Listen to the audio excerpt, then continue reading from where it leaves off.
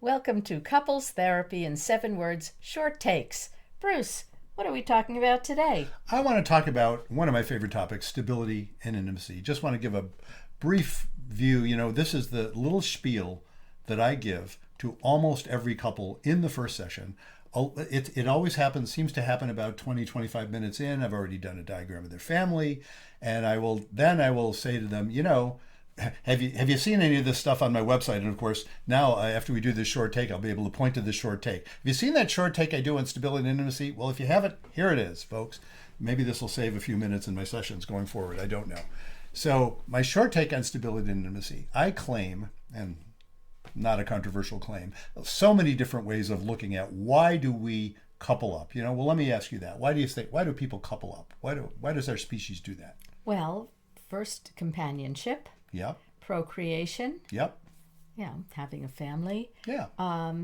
just wanting somebody to be with you. Yeah, which is all lovely. I will note that, of course, other mammals do just fine in the procreation department. They have sex and then the male just departs, right? So it's like we don't need. It isn't exactly that we absolutely need to form these sort of pair bond things in order to reproduce. There's lots of mammals that do that without forming pair bonds, particularly. And the companionship thing, what do we need companionship for when, there's other ways of having companionship that isn't necessarily sexual or other things.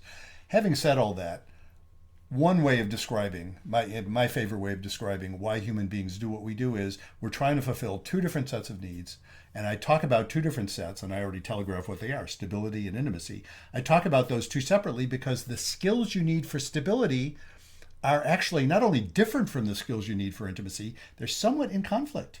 And yet, they're both needs. And I say needs because if they're not sufficiently fulfilled, something goes wrong. It doesn't work. Things feel sick somehow. They just don't work. So let me talk first about stability. When I say stability, whatever you're thinking, it's probably similar to what I'm saying. I'm using the term in its usual way. Stability means things aren't shaky.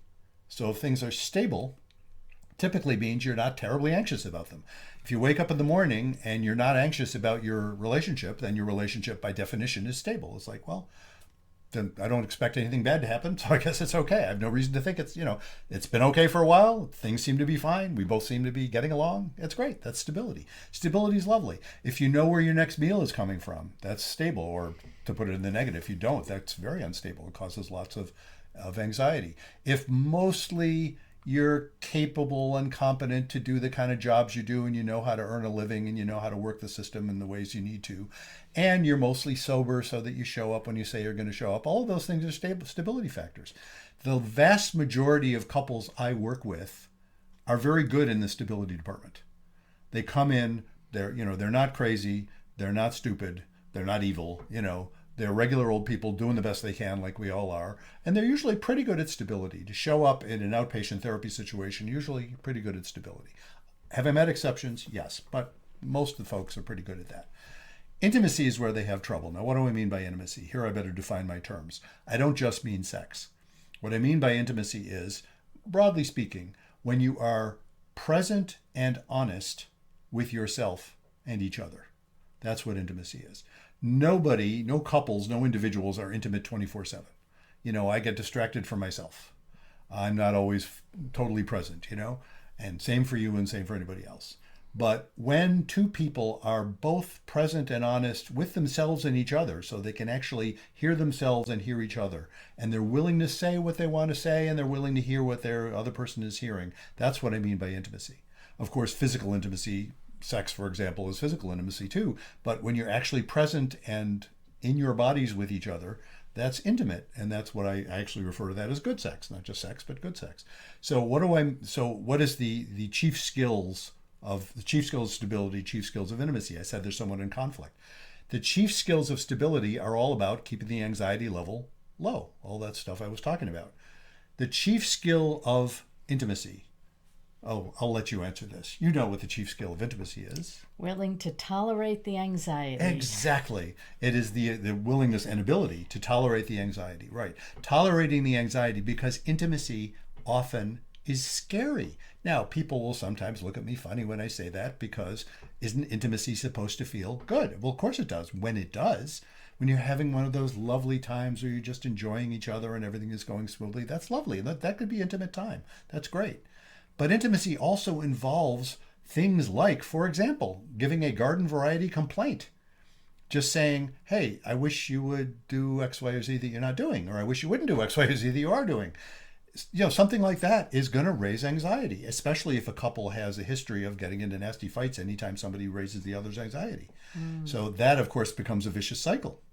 And it's not just things like complaints, it's things like fantasies. That could be in the sexual domain, or it could be in the more general domain.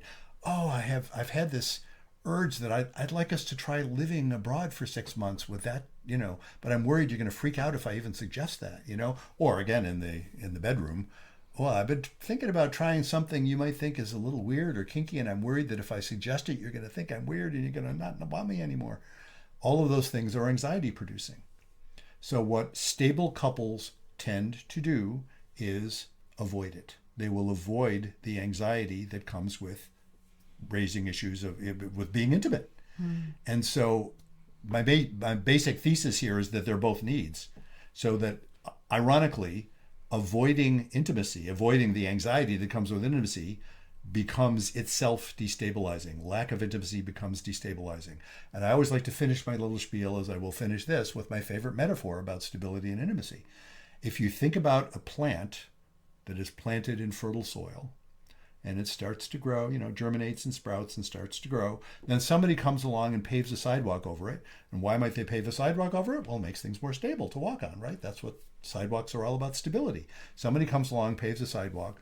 What will that plant try to do? Well, what will it try to do? Try to poke through. It'll try to poke through. In fact, it will, or it'll die trying. It'll try and crack the sidewalk if it has to.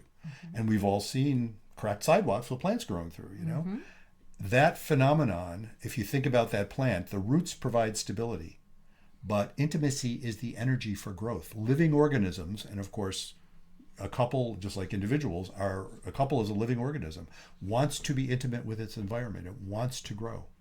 And if you stifle that by metaphorically paving a sidewalk, it's going to try and crack the sidewalk. Now, what does it look like when a couple is metaphorically cracking the sidewalk? Somebody will have an affair. Not the only reason people have affairs, but one of the biggies is basically because intimacy has been compromised. Or somebody will get depressed because it's hard to feel alive when intimacy is compromised. Or somebody will just up and leave, often unexpectedly. They'll blindside someone and say, I want out. All of those things are some of the quote unquote symptoms. It's not a medical thing, but symptoms of lack of intimacy. So that is our short take on stability and intimacy.